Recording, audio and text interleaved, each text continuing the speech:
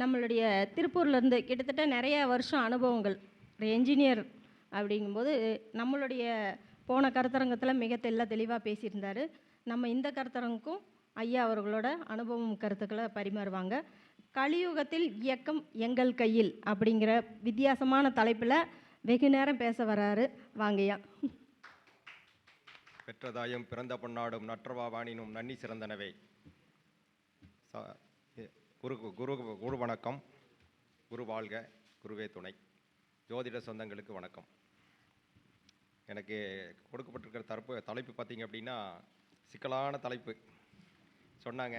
இப்போ சொல்லும்போது இயக்கம் நமது கையில் அப்படி எனது கையில் அப்படிங்கிற மாதிரி சொல்லியாச்சு. தலைப்பு கொடுத்துட்டேன். அவங்க கேட்டோன்னே கொடுத்ததுக்கப்புறம் பார்த்தா எனக்கே தலை சுற்றிச்சு. என்னடா இப்படி ஒரு தலைப்பு கொடுத்துட்டுமே, வில்லகத்தில் போய் மாட்டிட்டுமோ அப்படிங்கிற மாதிரி தோணுச்சு. அப்புறம் பார்த்தேன் என்ன இருக்குது, எப்படி கொடுத்தோம் அப்படின்னு யோசித்தேன். ஆஹா, கரெக்டாக தான் கொடுத்துருக்கோம் அப்படின்னு நினச்சேன். அப்போ தான் யோசனை பண்ணி பார்த்தா உண்மையிலேயே அருமையான தலைப்பு. சரி, ரைட்டு, நம்ம பேசிடலாம் அப்படின்னு சொல்லிட்டு ஒரு முடிவுக்கு வந்தேங்க. இப்போ என்னன்னு கேட்டிங்கன்னா, அந்த தலைப்பில் உலகத்தினுடைய இயக்கம் எனது கையில் அப்படின்னு சொல்லியிருக்காங்க. என்ன உலகத்தினுடைய இயக்கம்?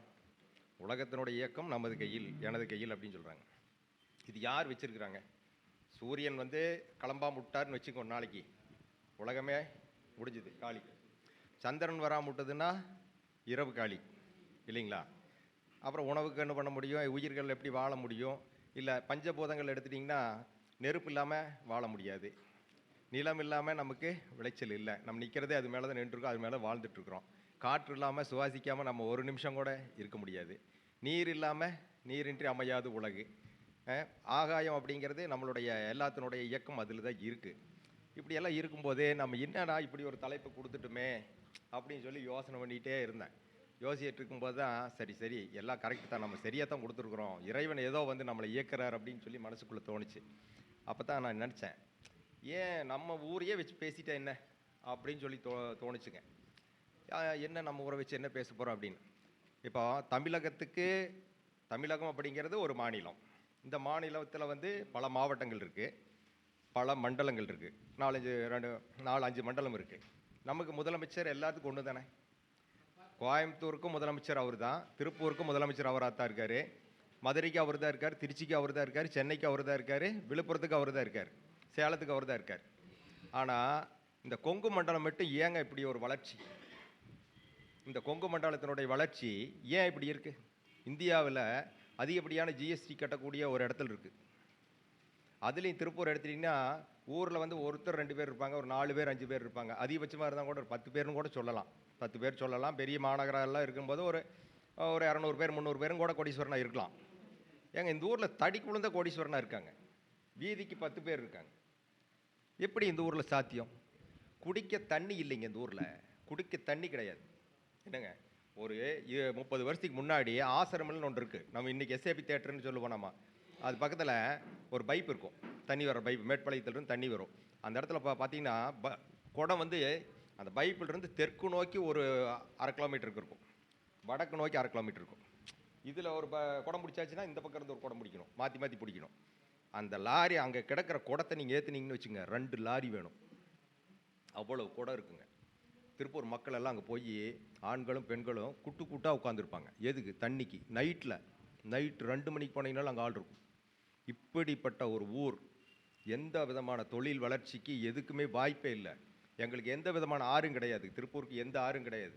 போயிட்டுருக்க காஞ்சிமா நகர்னு பேருங்க. இதுக்கு பேர் நல்லா இன்றைக்கி சொல்கிறாங்க எல்லாம் இதுன்னு சொல்லிட்டு. ஆனால் அதுக்கு பேர் காஞ்சிமா நகர். நொய்யலாறு கிடையாதுங்க. அதுக்கு பேர் நொய்யலாறு கிடையாது. அதுக்கு பேர் காஞ்சிமா நகர்னு பேர். ஆனால் அதெல்லாம் பிற்காலத்தில் ஆனால் நான் சின்ன பையனாக இருக்கும்போது நான்லாம் அதில் குளிச்சிருக்கேன். நல்ல தண்ணி ஓடிட்டு இருந்திருக்கு, அதெல்லாம் நான் குளிச்சிருக்கிறேன்.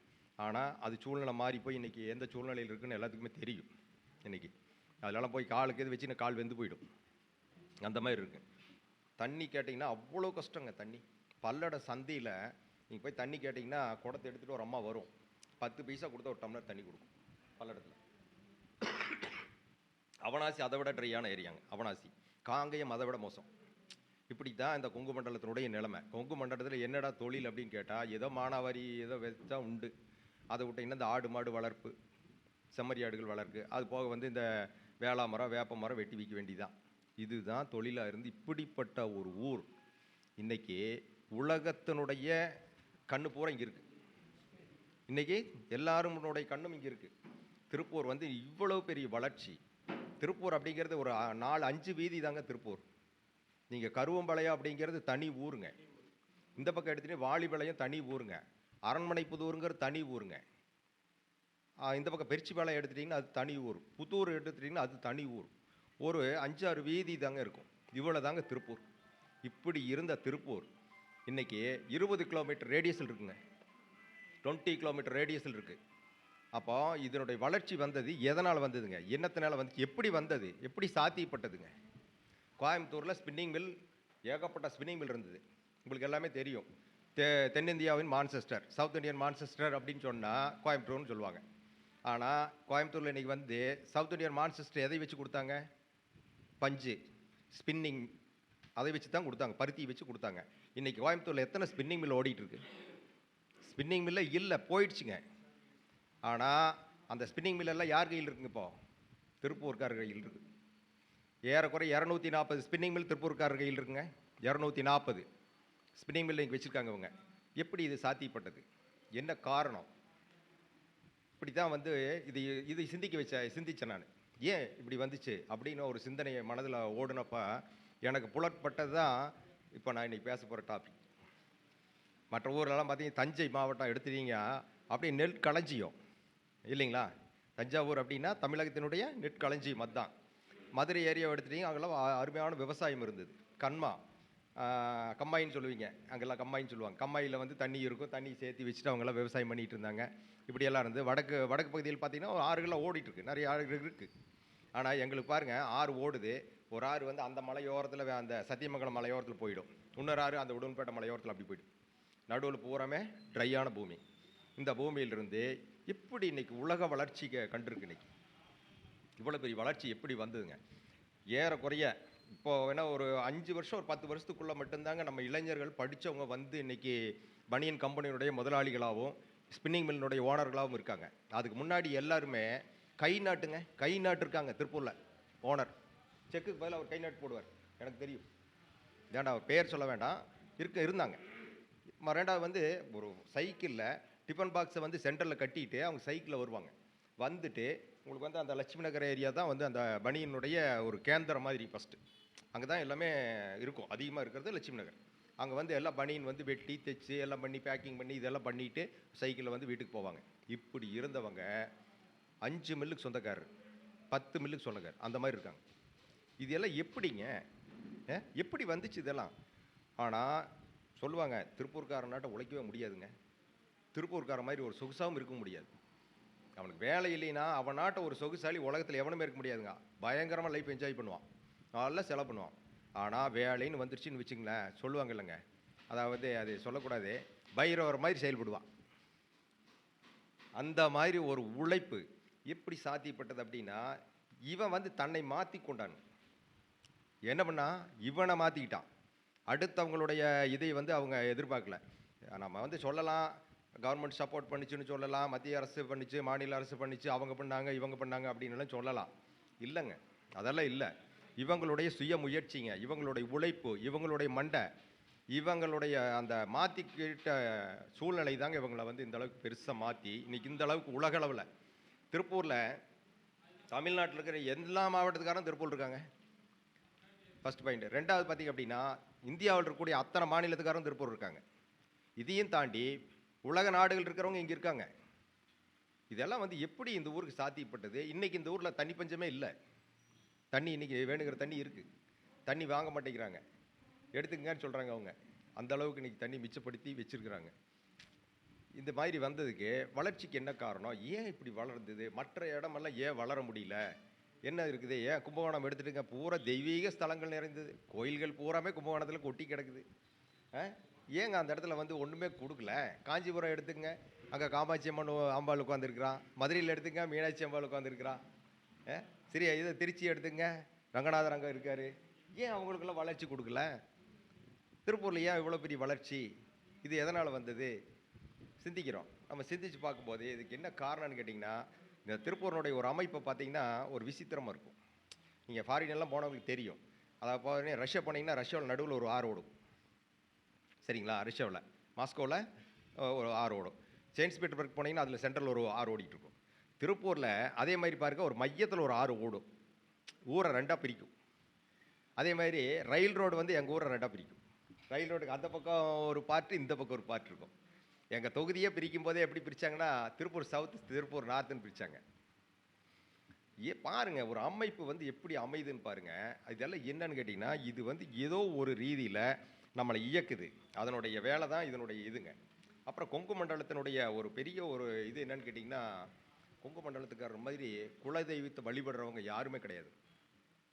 நீங்கள் அமாவாசை அன்னைக்கு பார்த்தீங்கன்னா இந்த ரோடு தாங்க, இந்த ரோடு காங்கேய ரோடு எடுத்துட்டிங்கன்னா இங்கேருந்து கொடுமுடி வரைக்கும் இருக்குங்க. திருப்பூரில் முதலிபாளையத்தில் ஆரம்பித்து கொடுமுடி வரைக்கும் அந்த கொடுமுடி, அதுக்கு முத்தூர் ரோடுன்னு பேருங்க, அது ரோடு பேர். முதலிபாளையத்துலேருந்து முத்தூர் போகிற ரோடு. அந்த ரோட்டில் போனீங்கன்னா லெஃப்ட் அண்ட் ரைட்டு 2 பக்கம் குலதெய்வம் இருக்கும், முத்தூர் வரைக்கும் இருக்கும். ஆனால் அந்த ரோட்டில் பார்த்தீங்கன்னா அமாவாசை அன்னைக்கு நீங்கள் போக முடியாதுங்க. போனீங்கன்னா இப்போ இப்படி நேராக வந்து ஒரு 30 கார் போயிட்டுருக்கோம், ஏற்று ஒரு 30 கார் வந்துட்டுருக்கும். அந்த குலதெய்வ வழிபாடு அப்படிங்கிறது இவங்க சிறப்பாக செய்வாங்க. குலதெய்வ வழிபாடு ரொம்ப சிறப்பாக செய்வாங்க. அடுத்தது பார்த்தீங்க அப்படின்னா, இவங்ககிட்ட இன்னொரு பியூட்டி இருக்குங்க. பெண் பிள்ளைகளை வந்து வளர்க்குறதுல வந்து கொங்கு மண்டலத்துக்கார மாதிரி யாரும் வளர்க்க முடியாதுங்க. கொங்கு மண்டலத்துக்காக பெண் பிள்ளைகளை அழகாக அவங்கள வந்து அப்படி வளர்த்துவாங்க. பெண் பிள்ளைகளை வந்து அப்படி மதிப்பாங்க. ஒரு வீட்டில் பையன் இருந்தால் கூட பையனுக்கு முக்கியத்துவம் கொடுக்கறத விட பெண்ணுக்கு முக்கியத்துவம் தருவாங்க. என்ன சொல்லுவாங்க தெரியுங்களா? கொஞ்ச நாள் நம்ம வீட்டில் இருக்க போகிறான், அதுக்கப்புறம் போய் கட்டி கொடுக்க போகிறோம். அங்கே போய் எப்படி இருக்க என்னமோ தெரியாது, நம்மக்கிட்ட இருக்க வரைக்கும் நம்ம குழந்தை நல்லா இருக்கட்டும், விட்டு கொடுறா, நீ எப்பவும் இங்கே தான் இருக்க போகிற, உனக்கு தானே எல்லாம், அப்படிங்கிற வார்த்தை சொல்லக்கூடிய ஒரு இடம் தான் வந்து நம்ம திருப்பூர், கொங்கு மண்டலம். திருப்பூர் மட்டும் இல்லை, கொங்கு மண்டலம். அந்த கொங்கு மண்டலத்தில் வந்து நீங்கள் பெண்களை யாரெல்லாம் போற்றி வணங்குறீங்களோ, போற்றி பாதுகாக்கிறீங்களோ, அவங்களை தூக்கி பிடிக்கிறீங்களோ, தாங்கி பிடிக்கிறீங்களோ, அந்த குடும்பம் வளரும் நிச்சயமாக. நீங்கள் பாருங்கள், இதுக்கு உதாரணம் வந்து கொங்கு மண்டலமே. இது மாதிரி நீங்கள் வந்து எண்ணற்ற இதை சொல்லலாங்க. நம்ம கொங்கு மண்டலத்தினுடைய அதாவது கலாச்சாரம், பண்பாடு, அப்புறம் வந்து எல்லாமே பரிகாரமாக வாழ்ந்திருப்பாங்க. கொங்கு மண்டலத்தில் பார்த்தீங்கன்னா எல்லாமே பரிகாரமாக வாழ்ந்திருப்பாங்க. நீங்கள் வந்து அன்னைக்கெல்லாம் வந்து யாரும் வந்து கும்பகோணம் போ, சூரியனார் கோயிலுக்கு போ, நீ அங்கே கீழே பெரும்பலம் போ, இது இந்த திருநள்ளாறு போ, அப்படிலாம் யாரும் போக முடியாதுங்க. அன்னைக்கு மாட்டு வண்டி தான் இருக்குது, எங்கே போவீங்க? நீங்கள் எப்போ போயிட்டு எப்போ வருவீங்க? அதிகபட்சமாக கொங்கு மண்டலத்தில் இருக்கிறவங்க போகிற ஊர் எதிரான கோயில் எதிரான்னு பார்த்தீங்கன்னா பழனி மலை. பழனி தான் போவோம், தேருக்கு போவோம். இங்கே சிவன்மலை இருக்குது, சுற்றி இருக்குது. திருப்பூரை சுற்றி 8 மலை கோயில் இருக்குதுங்க. 8 மலை கோயில் இருக்குது திருப்பூரை சுற்றி. கொங்கு மண்டலத்தினோட ஒரு சிறப்பு என்னன்னு கேட்டிங்கன்னா, கொங்கு மண்டலத்துக்காரர் மட்டும்தான் கௌமாரத்தை கடைபிடிக்கிறோம். கௌமாரத்தை கடைபிடிக்கக்கூடிய ஒரு இது வந்து கொங்கு மண்டலம். அந்த கொங்கு மண்டலத்தினுடைய வளர்ச்சி, கௌமாரத்தினுடைய இறைவனாக இருங்க முருகப்பெருமாள். அந்த இதில் பார்த்தீங்கன்னா இது ஏன் வளர்ச்சி இந்த அளவுக்கு இருக்குது அப்படின்னா, நீங்கள் இந்த இடத்துல இருக்கிறவங்களும் கூட எல்லாத்தையும் பார்க்கலாம். நீங்கள் எத்தனையோ பேர் வந்து இங்கே திருப்பூர் இருக்காங்க. அதாவது திக்கு கெட்டவனுக்கு திருப்பூர் போனால் பொழைச்சிக்கலாம், திக்கு கெட்டவன் திருப்பூர் வந்தால் பொழைச்சிக்கலாம். இது தாங்க இந்த ஊர். நான் வந்து இந்த ஊரில் பிறந்ததுக்காகவும், இந்த ஊரில் வளர்ந்ததுக்காகவும், இந்த ஊரில் படித்ததுக்காகவும் உண்மையை பெருமைப்படுறேங்க. நான் உண்மையிலே பெருமைப்படுறேன். என்னோடய தாயை எந்த அளவுக்கு நான் மதிக்கிறேனோ, என் தந்தையை எந்த அளவுக்கு மதிக்கிறேனோ, அதே மாதிரி என்னோட ஊரையும் மதிக்கிறேன், என் நாட்டையும் மதிக்கிறேன். இந்த உணர்வு எனக்கு இருக்குது. அது என்னன்னு கேட்டிங்கன்னா, நம்ம வந்து ஒவ்வொன்றும் நம்ம சிந்திக்கும் போது நம்ம எப்படி வாழ்ந்துருக்குறோம் அப்படின்னு வந்து நமக்கு நல்லாவே தெரியுங்க. குலதெய்வ வழிபாடு அப்படிங்கிறது ரொம்ப ரொம்ப முக்கியமான ஒரு சமாச்சாரம். அதை வந்து நம்ம இது பண்ணணும். இதுக்கு எல்லாம் என்ன காரணம் அப்படின்னு சொல்லி நம்ம பார்த்தோம் அப்படின்னா, அதாவது நம்ம பஞ்சபூதங்கள் கோயில்கள்லாம் சொல்லியிருப்பாங்க. அதாவது நெருப்புக்கு வந்து திருவண்ணாமலை, நிலத்துக்கு வந்து காஞ்சிபுரம், காற்றுக்கு வந்து காளகஸ்தி, அப்புறம் நீருக்கு வந்து திருவானைக்காவல், ஆகாயத்துக்கு சிதம்பரம் அப்படின்னு சொல்லியிருப்பாங்க. நம்ம இங்கெல்லாம் போக முடியுங்களா அந்த காலத்தில்? யோசிச்சு பாருங்கள், சாத்தியமே இல்லைங்க, சாத்தியமே இல்லை. ஆனால் இங்கே எல்லாமே அப்படியே வாழ்ந்துருக்குறாங்க. நீங்கள் ஏங்க போய் குண்டம் இறங்குறீங்க? குண்டம் இறங்குறதனுடைய நோக்கம் என்ன? எதுக்காக குண்டம் இறங்குறீங்க? எல்லாரும் நினைக்கிறாங்க, நான் வந்து போனேன், கொண்டாத்தா கோயிலுக்கு போனேன், நான் வேண்டிக்கிட்டேன், குண்டம் இறங்குறான்னு வேண்டிக்கிட்டேன், என் பையன் பிறந்தா வேண்டிக்கிறேன்னு வேண்டி என் பையன் பிறந்துச்சு, நான் குண்டம் இறங்குறேன்னு சொல்லிட்டு இருக்காங்க, அதானே? ஆனால் அப்படி அல்லங்க. குண்டம் இறங்குறதோடைய நோக்கம் என்னன்னு கேட்டிங்கன்னா, நம்ம கர்மா வந்து நம்ம கால் தோல் வெள்ளையாக இருக்கும். ஏனுங்க நம்ம உடலில் எல்லா இடமே வந்து ஒரு மாதிரி தோலை வச்சுட்டு, இந்த கையிலையும் காலில் மட்டும் ஏங்க வெள்ளை தோல் வச்சு கடவுள் படைச்சிருக்கிறான்? கால்லையும் கையிலையும் தான் கர்மாவை பதிச்சு வச்சுருக்கார் கடவுள். ஒரு குழந்தை கர்ப்பத்தில் இருக்கும்போது கை நாம்பி இருக்கும், இப்படி நாம்பி இருக்கும். நாம்பி இருந்தது தாய் வயிற்றில் இருக்கும். அந்த வந்து வெளியே வந்ததுக்கப்புறம் நம்ம கையை விரிச்சோன்னா அதுதான் நம்ம ரேகையாக பதிவாயிரும். அதுதான் கர்மா, ரேகை தான் கர்மா. அப்போ நம்ம கர்மாவை போக்கணும்னு என்ன பண்ணணும்னா, நீங்கள் கர்மாவை எதில் தீர்க்க முடியும்னா, நெருப்பில் போட்டு தீர்க்க முடியும். அதுக்கு தான் வந்து நம்ம யாகம் பண்ணுறாங்க, இதெல்லாம் பண்ணுறாங்க அப்படிங்கிற மாதிரி வச்சுருக்காங்க. அப்போ நெருப்புலையும் கர்மாவை தீர்க்க முடியும். இது ஒரு வகையான வழி. அதைய வந்து நம்மால் எப்படி கடைபிடிச்சிருக்கான் பாருங்க. குண்டம் இறங்குனீங்கன்னா கால் வெளியே இருக்கிற கர்மா தீரும். தீச்சட்டி எடுத்தீங்கன்னா கை வெளியே இருக்கிற கர்மா தீரும். எவ்வளோ ஒரு அற்புதமாக பண்ணியிருக்கான் பாருங்க. இங்கேருந்து பழனி வரைக்கும் நடந்து போகணும். இது நாச்சிபாளையம். இந்த நாச்சிபாளையத்திலேருந்து நீங்கள் அப்படியே போய் கொடுவாய் வெளியே போய் அப்படி போனீங்கன்னு வச்சுங்களேன், தாராபுரம் போய் நீங்கள் வந்து பழனி வரைக்கும் நடந்து போவாங்க. நடந்து போயிட்டு வரும்போது வேணால் ஏதாவது பஸ் கீஸ் இருந்தால் வருவாங்க, இல்லைன்னா அடுத்து ஏதாவது வண்டி கிடைச்சாலும் கூட வண்டியில் வந்துடுவாங்க. அந்த காலத்தில் நடந்து போகும்போது ஒவ்வொரு ஊர்லேயும் அந்த ஊருக்காரர் யாருன்னு தெரியுதோ தெரியலையோ, அந்த ஊருக்காரர் அங்கே போனோடனே இவங்களுக்கு தங்குறதுக்கு இடம் கொடுப்பாங்க. அன்றைக்கெல்லாம் என்ன இருக்குங்க, லாட்ஜ் எல்லாம் கிடையாது, ஹோட்டலெல்லாம் கிடையாதுங்க. போகிறவங்களுக்கு தங்க வச்சு அவங்களுக்கு சாப்பாடு கொடுத்து, குளிக்கிறதுக்கு தண்ணி கொடுத்து, அவங்களுக்கு பானகம் கொடுத்து, பானகம் கொடுப்பாங்க. பானகம் குடிக்கிறதுனுடைய நோக்கம் என்னன்னு கேட்டிங்கன்னா, பானகம் அப்படின்னு என்னன்னு கேட்டிங்கன்னா, அதாவது வந்து சர்க்கரை, கரும்பு சர்க்கரை, புளி, வாழைப்பழம், பூம்பழம், வாழைப்பழம், இது கூட வந்து எனக்கு கொஞ்சம் அந்த வாசனையாக இருக்கிறதுக்காக வந்து கொஞ்சம் ஏலக்காய் சேர்த்திக்குவாங்க. இதையெல்லாம் போட்டு கரைச்சிருவாங்க. கரைச்சி அதை பூரா நல்லா ஆற்றி போகும்போது எல்லாத்துக்கும் வந்து ஒரு டம்ளர் 2 டம்ளர் கொடுப்பாங்க. இந்த பானகம் என்ன பண்ணு தெரியுங்களா நம்ம உடம்ப? நம்ம போய் இன்னைக்கு போய் என்னமோ பேதி மாத்திரை சாப்பிட்ருக்கேன் இல்லையா, ஒன்றும் வேண்டியது இல்லைங்க. நீங்கள் வந்து பானகம் குடிச்சின்னு வச்சுக்கோங்க. ஒரு டம்ளர் பானகம் குடிச்சிங்கன்னா உங்கள் உடம்புல இருக்கிற கழிவு பூரா வெளியேற்றிடும் ஃபஸ்ட்டு. ரெண்டாவது, உடல் சூடு வெளியேறிடும். ஏன்னா பாத யாத்திரை போகும்போது உடம்பு சூடாகும் இல்லைங்க, வெயிலில் தானே போகிறாங்க. அப்போ இதெல்லாம் சரி பண்ணிடும். அப்படிங்கிறதுக்கு அந்த பானகம் கொடுத்தாங்க. அப்புறம் வந்து அவங்களுக்கு வந்து அதுக்கு உண்டான உணவு வந்து சுவையான உணவு, அவங்களுக்கு சாப்பிட்றதுக்கு உணவு கொடுப்பாங்க, குளிக்கிறதுக்கு தண்ணி கொடுப்பாங்க, தங்குறதுக்கு இடம் கொடுப்பாங்க. இப்படியா வந்து தென்னந்தோப்புக்குள்ளே மாந்தோப்புக்குள்ளே எங்கே மரத்தடி இருக்குதோ அந்த அவங்க சொந்த வீடு மாதிரி போய் படுத்துக்கலாம், யார் வீடாக இருந்தாலும். அந்த மாதிரி தான் மக்கள் வாழ்ந்துட்டு இருந்தாங்க. அந்த மாதிரி இருந்து எப்படியெல்லாம் அந்த கர்மாவை தீர்க்கணும் அப்படின்னு அழகு குத்துவாங்க, முதுகில் அழகு குத்துவாங்க. இதெல்லாம் பார்த்தீங்க அப்படின்னா அந்த தேர் இழுக்கிறது, அழகு குத்தி தேர் இழுக்கிறது. அடுத்தது பார்த்தீங்க அப்படின்னா கோயில் சாட்டுறது. கோயில் சாட்டிட்டு கம்பம் போடுவாங்க. கம்பம் போட்டு அந்த கம்பத்தை சுற்றி ஆடுவாங்க.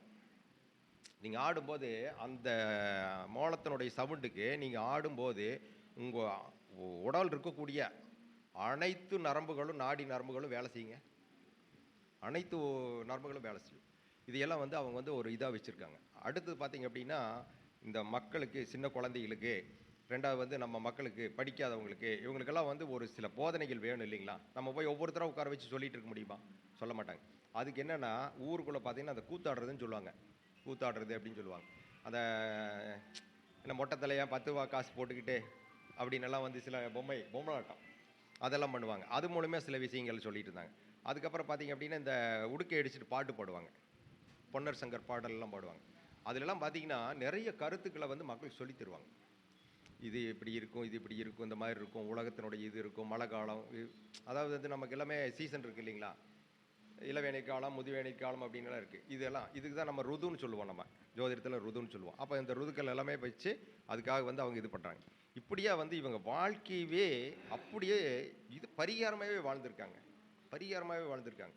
ஒரு ஊருக்குள்ளே வந்து ஒரு இறப்பு நடக்குதுன்னு வச்சுங்களேன், அந்த ஊரில் யாருமே அன்றைக்கி தோட்டம் காடுலாம் போக மாட்டாங்க, எல்லாருமே அங்கே இருப்பாங்க. அது யார் வீடு யார் என்னங்கிறதெல்லாம் கிடையாது. அந்த ஊரில் இருக்காங்கன்னா அன்றைக்கெல்லாம் வந்து மார்க்கெட் கிடையாது, கடை கிடையாது. நீங்கள் நினச்சோன்னா போனோன்னா போய் சாமானமெல்லாம் வாங்கிட்டு வர முடியாது, கிடைக்காது. சந்தைக்கு போனீங்கன்னா வாரத்துக்கு ஒரு தடவை சந்தை வரும். அந்த சந்தைக்கு போய் சாமானை வாங்கிட்டு வந்தீங்கன்னா அடுத்த வார சந்தை தான் நீங்கள் கடை பார்க்க முடியும், இடையில வந்து நீங்கள் பார்க்க முடியாது. அப்போ என்ன பண்ணுவாங்க, திடீர்னு இந்த மாதிரி ஒரு நிகழ்வு நடந்தால் நீங்கள் எங்கே போவீங்க? திடீர்னு சொந்த பந்தங்கள் வந்துடுவாங்க, நீங்கள் வந்து இது பண்ணணும். அப்போ நம்ம எங்கே போவோம் அப்படின்னா, கிராமத்தில் என்ன பண்ணுவாங்க தெரியுங்களா? எங்கள் வீட்டில் பருப்பு இருக்குது, கொண்டு வந்து வச்சுட்டு போயிடுவாங்க. எங்கள் வீட்டில் எண்ணெய் இருக்குது, கொண்டு வந்து வச்சுருவாங்க. எங்கள் வீட்டில் அரிசி இருக்குது, கொண்டு வந்து வச்சுருவாங்க. எங்கள் வீட்டில் மிளகு இருக்குது, கொண்டு வந்து வச்சுருவாங்க. இப்படியா வந்து அவங்களுக்குள்ள ஒற்றுமையான ஒரு வாழ்க்கைங்க, ஒரு தரமான வாழ்க்கை. காசு இல்லை, பணம் இல்லை, நான் என்ன பண்ணுவேன் அப்படிங்கிற சூழ்நிலையெல்லாம் இல்லைங்க. அப்புறம் வந்து இந்த வைத்தியங்கள் உண்டுங்க. அவங்க வந்து இந்த சின்ன சின்ன வைத்தியங்கள்லாம் பார்ப்பாங்க. சின்ன சின்ன வைத்தியம்னு சொல்கிறோம், இன்றைக்கி சொல்கிறோம், அது வந்து பெரிய பெரிய வைத்தியம். பாம்பு கடிச்சிருச்சுன்னா, அவரை பாம்பு கடிச்சிருச்சு நான் போய் அவர்கிட்ட சொன்னான்னா ஏன் மண்டையில் கூட்டினா அவருக்கு விஷம் இறங்கிருங்க. இருக்குது, இங்கே தான் இருக்குது பாருங்க. நம்ம இப்போ பேசிகிட்டு இருக்கிற இடத்துல இருந்து 6வது கிலோமீட்டர் மேட்டுப்பாறைன்னு ஒரு ஊர். அந்த மேட்டுப்பாறையில் ஒரு ஐயா இருந்தார். அந்த ஐயங்கிட்ட போய் சொன்னீங்கன்னா மண்டையில் கூட்டினானா அடுத்து வந்து அவருக்கு விஷம் இறங்கிடும்.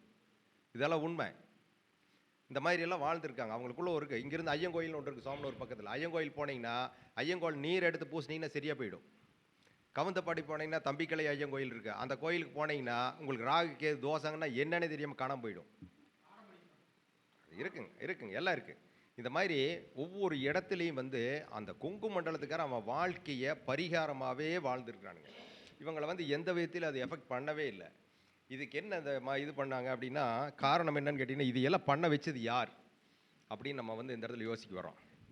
எப்படி இவங்களுக்கு இந்த வளர்ச்சி சாத்தியப்பட்டது? தண்ணியே இல்லாத ஒரு ஊரில் இன்றைக்கி அப்பரை மிதமாக இன்றைக்கி டாலர் சிட்டி அந்த அளவுக்கு இருக்குது. இப்போ நீங்கள் வந்து என்ன சொல்கிறேன்னா, நம்ம ஒரு தொழில் செய்கிறோங்க, எவ்வளவோ கஷ்டப்பட்டு முதலீடு போட்டு அதை பண்ணி இதை பண்ணி உருட்டி பெரட்டி என்னென்னமோ பண்ணிகிட்டு இருக்கிறாங்க. ஆனால் ஜெயிக்க முடியுதா? நிறைய பேர் தோத்துறாங்க. ஆனால் இங்கே பார்த்தீங்கன்னு வச்சுங்களேன், அதை திக்கு தெரியாதவனுக்கு திருப்பூர்னு சொன்னேன். எங்கேயோ ஒரு வர்றான், ஒன்றுமே இல்லைங்க, கொடுத்தன துணியோடு வர்றாங்க. வந்தால் இங்கே வந்தோன்னே வாடகைக்கு வீடு கொடுங்கன்னு கேட்டால் கொடுத்துருவாங்க. எதாவது பார்த்தா எனக்கு ஒன்றும் இல்லைங்க, பக்கத்து வீட்டில் இருக்காங்கன்னா இல்லைங்க ஒன்றும் கட்டின துணியோடு வந்துட்டுங்க அப்படின்னு இருந்தால் நான் 2 பாத்திரம் தரேன்னு தருவாங்க. பக்கத்தில் இருக்க இந்த கடையில் வேணும் வாங்கிக்க, நீ போய் சம்பளம் வாங்கிட்டு வந்து கொடுன்னு சொல்லுவாங்க. இப்படியெல்லாம் வந்து மக்களை ஒரு ஒற்றுமையோடு வளர்த்துனாங்க. திருப்பூர் வளர்த்துனாங்க, எல்லாருமே சேர்ந்து வளர்த்துனாங்க. இன்றைக்கி வளர்ந்தோம், எல்லோரும் வளர்ந்துருக்குறோம், எல்லோரும் நல்லாயிருக்கும். இது எல்லாம் போக அந்த இவங்ககிட்ட இருக்கிற ஒரு டெக்னாலஜி பாருங்கள், திருப்பூர்காரங்க இருக்கிற டெக்னாலஜி பாருங்கள். கோயம்புத்தூரில் ஸ்பின்னிங் மில் பூரா டோட்டல் அவுட் ஆகும்போது திருப்பூர்காரன் போய் கோயம்புத்தூர் இருக்கிற அந்த ஸ்பின்னிங் மில்லை பூரத்தை கழட்டிட்டு வந்துட்டான் பாதி ரேட்டுக்கு. கழட்டிட்டு வந்து என்ன பண்ணா, திருப்பூர்லேயே போட்டான், திண்டுக்கல்லில் கொண்டு போய் போட்டாங்க. திண்டுக்கல்லில் கொண்டு போய் போட்டுட்டு அதுவும் பத்தலை. அதுக்கப்புறம் வெளிநாட்டில் இருக்கக்கூடிய ஒரு ஸ்பின்னிங் மில்லெல்லாம் வந்து இந்த இது பண்ணி அவங்கெல்லாம் வந்து ஒரு குறிப்பிட்ட டைமுங்க, நம்மளை மாதிரிலாம் கிடையாது. நம்ம ஒரு வண்டி வாங்கினா அது போய் உயிர் வரைக்கும் விட மாட்டோம், அப்புறம் வந்துட்டு அதுக்கு தண்ணி தெளித்து ஓட்டுவோம். ஆனால் அவெல்லாம் அப்படி கிடையாதுங்க, ஃபாரின்லாம் அப்படி கிடையாது. இவ்வளோ டைம்னா அந்த டைம் முடிஞ்சோன்னு டியூரேஷன் முடிஞ்சோன்னு தூக்கி போட்டுருவாங்க, குப்பையில் போட்டுருவாங்க. போட்டு தான் ஆகணும், டிஸ்மேண்ட்லிங் பண்ணி ஆகணும். வீடு கட்டிங்கன்னா கூட இத்தனை வருஷம்னா அத்தனை வருஷம் கழிச்சு அந்த பில்டிங் வந்து டெமாலிஷ் பண்ணி ஆகணும். அந்த மாதிரி இருக்குது. அப்படி இருக்கும்போது திருப்பூர்கார் என்ன பண்ணால் போய் பாருங்கள், அங்கே இருக்கிற ஆளை பிடிச்சி ஏஜென்ட்டு பிடிச்சி வாங்கி அவனுக்கு கமிஷன் கொடுத்து அங்கே இருக்கிறதெல்லாம் கழட்டிட்டு வந்து இங்கே கொண்டு வந்து திண்டுக்கல் மாட்டி ஸ்பின்னிங் மில்லில் போட்டு. திண்டுக்கல்லில் திருப்பூரை விட மோசம். திண்டுக்கல் ஒரு காலத்தில் திருப்பூரை விட மோசம். ஏன்னா நீங்கள்லாம் பார்த்துருப்பீங்க, தண்ணீர்னு ஒரு படம் வந்து எம்ஜிஆர் பீரில் தண்ணீர்னு ஒரு படம் வந்தது. அந்த படத்துலையும் கூட ஒரு பாட்டு இருக்கும், மேகம் கருக்குது அடி மின்னலடி பார்க்குது அடின்னு சொல்லி. அந்த பாட்டெல்லாம் வந்து அந்த படத்தில் தான் இருக்கும். அப்போ எம்ஜிஆர் அந்த படத்தை தடை பண்ணார், படம் வெளியே விடக்கூடாது அப்படிங்கிற மாதிரி. அதுக்கப்புறம் வந்து அது வந்து இது பண்ணாங்க, அந்த படம் வந்ததுங்க. அதுலேயும் ஏகப்பட்ட சென்சார். நீங்கள் அந்த படத்தை பாருங்கள், வெட்டுன்னு வெட்டியிருப்பாங்க, அத்தனை சென்சாருங்க. அதையும் தாண்டி அந்த படம் வெளியே வந்தது, வந்து எல்லாம் பண்ணாங்க. ஆமாங்க. அந்த மாதிரி இருந்த குடிக்க தண்ணி இல்லாமல் அந்த அத்திப்பட்டிங்கிற ஊரை வந்து மையமாக வச்சு அந்த திரைப்படம் தயாரிக்கப்பட்டது. அப்படிப்பட்ட திண்டுக்கல் திருப்பூரை மிஞ்சி நிற்கிதுங்க, திருப்பூரை மிஞ்சி நிற்கிது. நான் போய் பிரமிச்சு போயிட்டேன். நான் வேணா அங்கே இருந்தேன், நான் திண்டுக்கல்ல ஒரு காலத்தில் நான் வந்து கன்ஸ்ட்ரக்ஷன் பார்த்துட்டு இருந்தேன். போய் பார்த்தேன், இன்றைக்கி போய் பார்த்து எனக்கு தெரிய மாட்டேங்குதுங்க. அந்த இடத்துல அந்த இது மேம்பாலத்து பக்கத்துலேங்க நான் ஒரு ரோட்டில், அந்த இடம் கரெக்டாக எனக்கு தெரியல, அந்த பிரியாணி ஹோட்டல் இருக்குங்க. திருப்பூரில் இல்லை, அவ்வளோ ஹோட்டல் இல்லை, கோயம்புத்தூர்லேயும் இல்லை. அந்த இடத்துல ஏங்க தொடர்ந்து இது ஒன்று, நான் எங்கள் ஊரில் பேக்கரி இருக்கும், திருப்பூர் மாதிரி பேக்கரி எங்கேயுமே இருக்காது. இங்கே ஒரு பேக்கரி, அடுத்த பேக்கரி எல்லாம் இருக்கும். 3 பேக்கரி இந்த லைன் இருக்கும், அந்த லைனில் 3 பேக்கரி இருக்கும். ஆனால் 6 கடைக்கும் அங்கே வியாபாரம் நடக்குங்க. இது இங்கே திருப்பூர் மட்டும் தான் சாத்தியம். மற்ற ஊருக்கெல்லாம் போய் டீ குடிக்கணும்னு போய் கிலோமீட்டர் கணக்கு போய் தேடணும். அந்த மாதிரி இருந்த திருப்பூர் அப்படி இருக்கும். டீனா இங்கே திருப்பூரில் வந்து அப்படி கிடைக்கும். ஆனால் திண்டுக்கல் போனீங்கன்னு வச்சுங்க, பிரியாணி கடை லைனாக இருக்குதுங்க. பெரிய பெரிய ஹோட்டல், சாதாரண ஹோட்டல் இல்லை அது. காரு அப்படியே குப்பை மாதிரி அப்படியே நிற்குதுங்க, குமிச்சு கிடைக்குது. மத்தியானம் போனீங்கன்னு வச்சுங்க, அங்கே போய் வெயிட் பண்ண வேண்டியதாக இருக்குது. எப்படிங்க இது சாத்தியம்? திண்டுக்கல்காரெல்லாம் எனக்கு தெரியும், திண்டுக்கல்காரெல்லாம் எனக்கு தெரியுங்க. 10 பைசா செலவு பண்ண மாட்டாங்க. என் கிளாஸ்மேட்டெல்லாம் அங்கே இருக்காங்க. எரியோட்டில் வந்து எனக்கு ஃப்ரெண்ட் ஒருத்தன் இருக்கான். ஆனால் பார்த்தீங்கன்னா காசு செலவு பண்ணணும்னு நாங்கள்லாம் படிக்கும்போதே, சென்னையில் படித்தேன், கோயம்புத்தூரில் இதில் மதுரையிலலாம் படிக்கும்போது காசு பாக்கெட் விட்டு எடுக்க மாட்டாங்க. ஏன்னா அவங்களுக்கு அந்த காசுங்கிற கஷ்டம் பெரிய விஷயம். நான் சாதாரணமாக செலவு பண்ணுவேன், அப்போவே சாதாரணமாக எடுத்து காசு செலவு பண்ணுவேன். அந்த மாதிரிலாம் பண்ணுவேன். நான் எல்லாத்துக்கும் கொடுப்பேன் தான் அப்படின்னு. ராமநாதபுரத்து அந்த ஏரியாவிலேருந்து கன்னியாகுமரி அந்த ஏரியாவிலலாம் இருந்து வந்து என் கூட படித்தாங்க, நிறைய பேர் படித்தாங்க. படிக்கும்போதெல்லாம் பார்த்தீங்கன்னா அவங்களாம் ரொம்ப வறுமையில் இருப்பாங்க, பாவமாக இருக்கும். ஆனால் நான் எல்லாம் பார்த்து அதெல்லாம் பார்க்கவே மாட்டேங்க. அப்புறம் லெஸ்ஸர் டைம் இருந்துன்னா அங்கேருந்து நாங்கள் கேப்புத்தூர்லேருந்து இதுக்கு போவோம், அழகர் கோயிலுக்கு போவோம். போனோம் அப்படின்னு வச்சுங்களேன், பஸ் ஏறினு வச்சுங்களேன், நான் டிக்கெட் வாங்கிக்கிறேன்னு சொல்லிட்டு எல்லாத்துக்கும் டிக்கெட் வாங்கிடுவேன். அப்போ அந்த சின்ன வயசில் நான் எல்லாத்துக்கும் எப்படி கொடுத்தனோ அந்தளவுக்கு என்னை வந்து இறைவன் என்னை வளர்த்தி விட்ருக்காரு. என்ன நம்ம குடுக்க குடுக்க தான் வளருங்க. ஒரு குடத்த நிறைய தண்ணி இருக்குன்னு வச்சுங்களேன், அந்த குடத்துல வந்து திரும்ப தண்ணி ஊத்த முடியுமா? ஊத்துனீங்கன்னு என்ன பிரயோஜனம்? திரும்ப பொங்கி வெளிய போகுது. வீணா போகுது. நம்மகிட்ட இருக்கிறது நம்ம அடுத்தவங்களுக்கு குடுத்தா, அடுத்தவங்களும் பயன்பெறுவாங்க. நம்மளது காலியாச்சுன்னா இறைவன் நமக்கு ஊத்துவான். இது எல்லாத்துக்கும் பொருந்தும். ஜோதிடத்துக்கும் பொருந்தும். நீங்க குடுத்து பாருங்க. அள்ளி அள்ளி குடுங்க. குடுத்து பாருங்க. உங்களுக்கு இறைவன் குடுப்பான். அதான் நான் சொன்னேன். என்ன தலைப்ப குடுத்துட்டுமே என்ன பேச போறோம்? நம்ம எப்படி பேச போறோம்ன்னு யோசிச்சேன். பார்த்தீங்க என்ன ஒரு டாபிக், ஒரு அருமையான டாபிக். இன்னும் இருக்குங்க. நான் இன்னும் டாபிக் உள்ளயே வரல. இப்பதான் நான் வந்து உள்ள சந்து ரோட்டுக்குள்ள தான் போயிருக்கேன். கடைசியில வந்துருவேன். எங்க சுத்தி டைவர்ஷன் போட்டு எல்லாம் பண்ணி கடைசியில பார்த்தீங்கன்னா வச்சுங்களேன், 6 ட்ராக் வந்துருவேன். என்னன்னா, இது வந்து நமக்கு வந்து அந்த இறைவன் கொடுக்கப்பட்ட வரங்க. நம்ம நெனச்சு நான் ஜோதிடம் படிக்கணும்னாலும் நெனச்செல்லாம் படிக்கல. எப்படியோ போய் எங்கேயோ வந்து அதுக்குள்ள வந்துட்டேன். அப்படிங்கிற மாரி தான் உண்மை. இதில என்னன்னு பார்த்தீங்கன்னா, நம்ம ஜோதிடத்துக்கு நிறைய பெருமைகள் இருக்குங்க. இன்னைக்கெல்லாம் வந்து கடைசியில சொல்றேன். நீங்க எல்லாம் எந்திரிச்சு நின்னு கை தட்டுவீங்க. நிஜமாலுமே. நிச்சயமா உங்களுக்கெல்லாம் யாருக்கும் அந்த உணர்வு இல்லைங்க. நான் சொல்றேன், நீங்கலாம் பிரமிச்சு போயிடுவீங்க. நிச்சயமா. பாருங்க நான் சொல்றேன். இப்போ அந்த மெஷின் எல்லாம் பார்த்து திருப்பூர்காரர் என்ன பண்ணாருன்னா, மிஷின் வேணும் அப்படின்னா, முதல்லலாம் பார்த்தீங்கன்னா தைக்கணும். தைக்கிற மிஷின்ல பெடல் மிஷின் தான் இருக்குங்க. அந்த பெடல் மிஷின்ல கை வச்சுட்டு கால்ல மிதிக்கணும். ஒரு கால் வந்து பேக்ல மிதிக்கும், ஒரு கால் ஃப்ரண்ட்ல மிதிக்கும். அந்த மெஷின காலையிலிருந்து சாயங்காலம் வரைக்கும் ஓயாம அமுத்துனா எப்படி இருக்குங்க? அ கையும் வேலை செய்யணும், கண்ணும் வேலை செய்யணும், 2 காலும் வேலை செய்யணும். இப்படி தான் அந்த இருந்ததுங்க.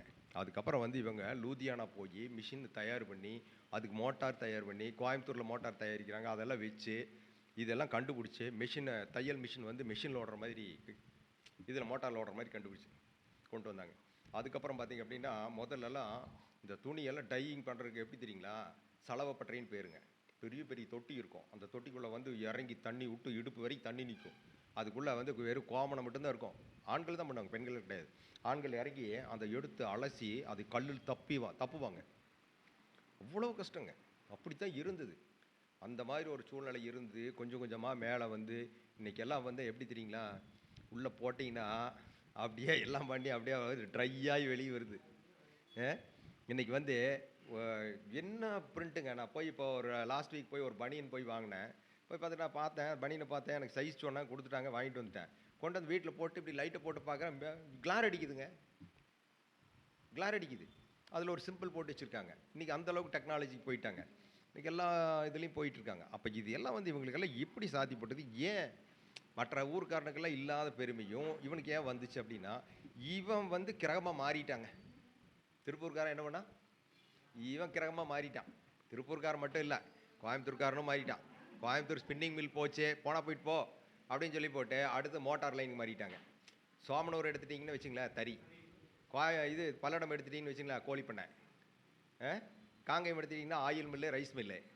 திருப்பூர் எடுத்துட்டீங்கன்னா பனியனு. குன்னத்தூர் எடுத்துட்டீங்கன்னா ரிக் லாரி. இப்போ சென்னிமலை எடுத்துட்டீங்கன்னா பெட்ஷீட்டு. பவானி எடுத்துட்டீங்கன்னா ஜம்காலம். எப்படி பாருங்க, இவங்க எவ்வளவு ஒரு டாக்டிஸா மேல வந்திருக்காங்க பார்த்தீங்களா? அப்போ இதெல்லாம் வந்து எதனால வந்தது அப்படின்னா, கிரகம்.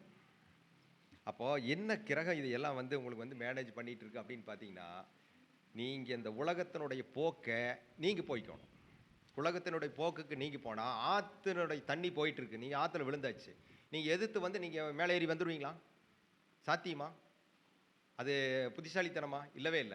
அப்ப என்ன பண்ணணும் நம்ம? ஆத்தினுடைய போக்குல போனீங்கன்னா, நீங்க போய் கரை சேர்ந்துரலாம் இல்லையா? கரை சேர்ந்து மேல வந்துரலாம். அதான் டெக்னிக். அந்த டெக்னிக் தான் இவங்ககிட்ட இருக்கு. அதை வச்சு தான் இவங்க வந்து இன்னைக்கு இந்த அளவுக்கு ஜெயிச்சிருக்கிறாங்க. எதிர்த்து போராடி ஜெயிக்கவே முடியாதுங்க. இப்ப என்ன நம்ம ஜோதிடத்துல நம்ம என்ன சொல்றோம் அப்படின்னா, கிரகங்கள் வந்து சூரியன் ஆத்மகாரகன், சனி மனோகாரகன், உடலுக்காரகன், மனதுக்காரகன், செவ்வாய் வீரத்துக்காரகன், ரத்தத்துக்காரகன், இப்படியா வந்து நம்ம வச்சிருக்கோம். இது எல்லாம் வச்சுட்டு கடைசியா நம்ம என்ன சொல்றோம்? ராகு, கேது, ஷேடோ பிளானட்ஸ், நிழல் கிரகங்கள் அப்படின்னு சொல்றான். இப்படி தான் நம்ம வந்து ஜோதிடம் படிச்சிருக்கோம். இப்படி தான் நம்ம உணர்ந்திருக்கோம். ஆனா இன்னைக்கு உலகம் அப்படி இருக்கா அப்படின்னா இல்ல. ஏங்க இந்தியாவுல இருந்து நம்ம இதுல வந்து ராஜஸ்தான் பார்டர்ல இருந்து மிசைல் அடிக்கிறானுங்க. இங்கிருந்து ஒரு மிசைல் போகுது. அந்த மிசைலினுடைய வேகம் ஒரு செகண்டுக்கு 2000 கிலோமீட்டர் ஸ்பீட் போதாம். அந்த மிசைலினுடைய வேகம். இந்த மிசைல் இங்கேருந்து அடிச்சா, அங்க இருக்கிற ரேடார்ல பார்த்து, அங்க இருக்கிற வந்து ஆப்போசிட்ல இருந்து அவன் வந்து ஒரு மிசைல் மூலமா இதை அடிச்சு தடுத்து நிறுத்துறான். இது யாரோட வேலைங்க இது? இது என்ன? இதனோட இயக்கம் என்ன? இது எப்படி நடக்குது? இது ஏன் நடக்குது? அப்போ ஒரு மனிதன் இன்னொரு மனிதனை கொல்றதுக்கு இவன் கண்டுபிடிக்கிறான். கண்டுபிடிச்சி அதை டெக்னாலஜி பண்ணி இங்கிருந்து வந்து அவன் அடிக்கிறான். அப்போ அவன் என்ன பண்ணுறான்? நீ அடிப்பியா, நீ நான் பார்த்துருப்பான் அப்படின்னு சொல்லி அவன் வந்து பிளாக் பண்ணுறான். இதுதானே நடந்துட்டுருக்கு இல்லைங்களா? எல்லா இடத்துலையும் நடக்குது. இப்போ சவுதி அரேபியாவில் பூமிக்கடியில் ஓட்டை போட்டு அங்கேருந்து வந்து எண்ணெய் குரூட் ஆயில் எடுத்து அதை வந்து எல்லாம் ஸ்டெர்லைட் பண்ணி அதை பிரித்து எல்லாம் பண்ணி கொண்டு வந்து பெட்ரோல் தனியாக, டீசல் தனியாக, தார் தனியாக எல்லாம் பிரிக்கிறாங்க. கிரீஸ் தனியாக எல்லாம் பிரிச்சுட்டு வர்றாங்க. அப்போ அந்த நாடு ஒன்றுமே இல்லை, பாலைவன நாடு. இன்றைக்கி கோடீஸ்வரன், மல்டி மில்லியனர்கள் இருக்கிற நாடாக மாறிட்டேன். நல்ல வளமாக இருந்த நாடுகளில் இன்றைக்கி காணாமல் போயிட்டு. கங்கை நதி பாயுது, சிந்து நதி பாயுது, சரஸ்வதி பாயுது, கோதாவரி பாயுது, யமுனா, கங்கா எல்லாம் பாய்ஞ்சு ஒன்றும் இல்லை. வடநாட்டுக்காரங்க திருப்பூர் வந்து வேலை செய்கிறான். ஏங்க ஏன்? என்ன காரணம் அப்படின்னா, எல்லாமே கிரகம் தாங்க பண்ணுது. எல்லாமே கிரகம் தான் பண்ணுது. இங்கேருந்து ராக்கெட் விடுறான். அந்த ராக்கெட் வந்து சந்திர மண்டலத்துக்கு போகுது. அன்றைக்கே பாடினான், சந்திர மண்டலத்தில் வானத்தில் ஏறி சந்திர மண்டல வாசலை தொடலாமா அப்படின்னா. வானத்தில் ஏறி சந்திர மண்டல வாசலை தொடலாமா அப்படின்னா சாத்தியமாயிடுச்சா? சாத்தியமாயிடுச்சு இல்லைங்க? சாத்தியப்படுத்தியாச்சு. இது மாதிரி தான் நம்ம ஒவ்வொரு விஷயத்துலேயும் நம்ம வந்து எல்லாம் பண்ணுறோம். இதில் நம்ம என்ன இது எடுத்துருக்க டாபிக், என்ன டாபிக்குள்ளே வர்றதுக்கு முன்னாடி முக்கியமான ஒரு பாயிண்ட்லேருந்து வரேன். சின்னது அந்த இதில் பார்த்தேன்,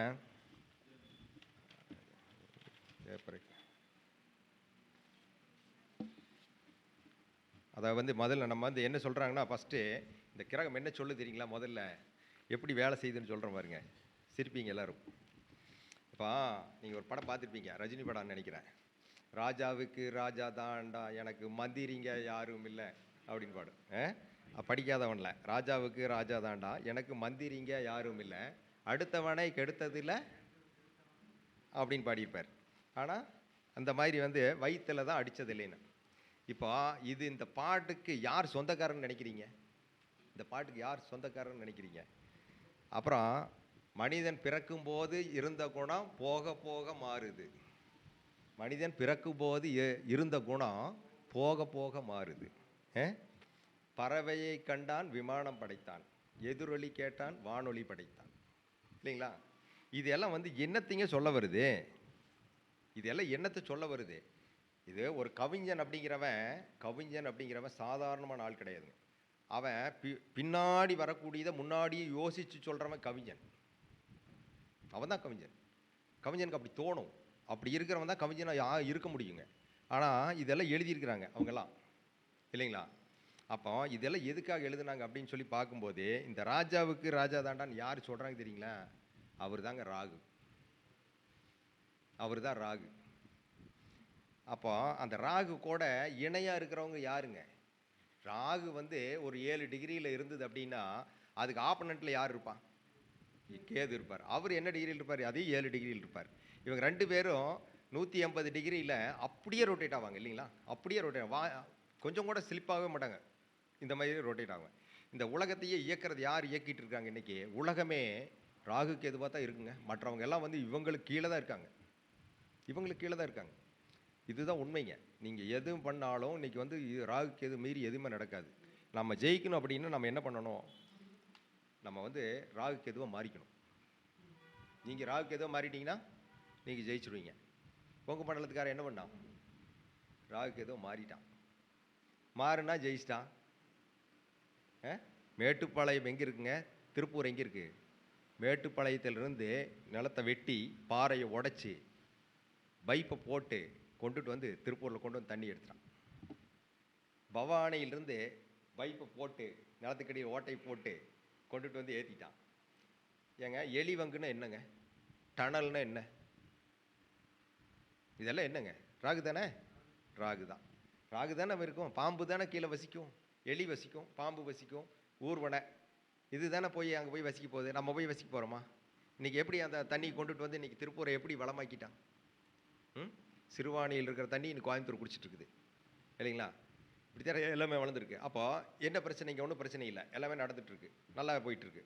இப்போ இதுக்கெல்லாம் வந்து காரணகர்த்தா யாருன்னு கேட்டிங்கன்னா ராகு. இன்னைக்கு ஜேசிபி வந்திருக்கு. ஜேசிபி செய்கிற வேலையை எத்தனை நாளை வச்சு செய்யணும், எத்தனை நாள் செய்யணுங்க? இது யாருங்க இது? சூரியனா, சந்திரனா, குருவா? ராகு. ராகு கேது. இதுதான். அப்போ நம்மளை யார் ஆண்டுகிட்டு இருக்கா அந்த உலகத்தை? ராகு கேது. இப்போ ராகு கேது இல்லாத நீங்கள் யாருமே இல்லை. உங்ககிட்ட எல்லாமே ராகு கேது இருக்கு. இப்போ இருக்கு, எல்லாத்துக்கிட்டையும் இருக்கு. ஒத்துக்கிறீங்களா? இருக்கு. ராகு கேது இல்லைன்னா உங்களுக்கு மெண்டல் ஆயிடுவீங்க நீங்கள். இன்னைக்கு கொஞ்ச நேரம் இன்னைக்கு போகிற நெட்டு பூரா வராதுங்க. Pant total out. நெட்டு வராதுன்னு சொல்லி பாருங்க, லூஸ் கிளம்பிடும்.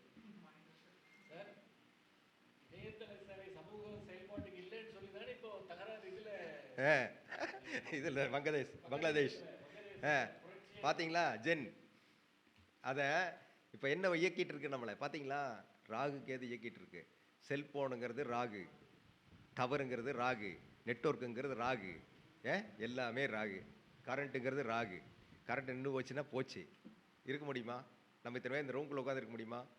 இருக்க முடியாது. கொஞ்சம் நேரம் கூட இருக்க முடியாது. அப்போ நம்மளை யார் இயக்கிட்டு இருக்காங்க?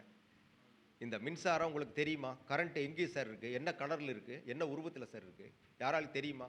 தண்ணி தெரியும், தண்ணி போனால் தெரியும் இல்லைங்களா? ஆனால் இது தெரியுமா? தெரியாது. அது எங்கேயோ வந்து நமக்கு தெரியாது. அப்போ என்ன சொன்னாங்க? ராகு கேதுன்னு என்ன சொன்னாங்க? சாயா கிரகம், வாயு கிரகம், வாயு கிரகம் அப்படிங்கிறாங்க. அப்போ புகை அப்படின்னு எடுத்துட்டீங்கன்னா என்னங்க? கேது. ராகு அப்படிங்கிறது நம்ம கண்ணுக்கு படாமல் கீழே பூமிக்கடியில் போயிட்டே இருக்கும். இன்னைக்கு பூமிக்கடியில் போயிட்டு இருக்கு, ட்ரெயின் போயிட்டு இருக்குது, சென்னையிலலாம் இருக்குது. அப்போ இதெல்லாம் என்னன்னு கேட்டிங்கன்னா ராகு. அப்படியே மிசைல் போகுது, ஃப்ளைட் போகுது, இது எல்லாமே என்னங்க? ராகு. அப்போ நம்மளுக்கே தெரியாமல், கண்ணுக்கு தெரியாமல் அது இயங்கிட்டு இருக்குது. நம்மளை ஆளுமை பண்ணுது, ஆட்சி பண்ணுது. பிறந்த குழந்தைகிட்ட செல்ஃபோனை போடுங்கன்னே சோர்திக்க மாட்டேங்க. செல்ஃபோன் கேட்டு அடம் பண்ணுது. நீங்கள் வீட்டில் எவ்வளோ வேலை செஞ்சாலும் வீட்டுக்கு போனோன்னே என்ன பண்ணுறீங்க? செல்லை தூக்கி வச்சுட்டு இப்படியே பார்த்துட்டு இப்படியே வீட்டில் 5 பேர் இருந்து 5 பேர் 5 மூலையில் 5 பக்கம் உட்காந்துட்டு 5 பக்கம் பார்த்துட்டு இருக்கோம். டிவியெல்லாம் பார்க்குறது இல்லைங்க, யாருமே பார்க்குறது இல்லை.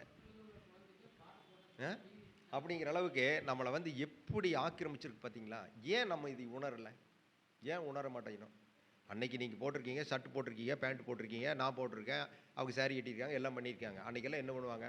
கொண்டு போய் பாவு விட்டு அதையெல்லாம் ஓட்டி அந்த பாவு கஞ்சி போட்டு எல்லாம் கொண்டுட்டு வந்து அதுக்கு வந்து தார் போட்டு அதுக்கு ஊடை போட்டு அது வந்து டடக்குன்னு ஒரு மிதித்து நெஸ்ஸு அதெல்லாம் கொண்டுட்டு வந்து நீங்கள் போட்டால் 140 கோடி மக்கள் இருக்கோம். 140 கோடி மக்களுக்கு இன்றைக்கி எங்கேங்க போய் நெஸ்ஸு கொடுத்து இன்றைக்கி போய் துணி போட முடியும்? டிசைனாக போட முடியும்?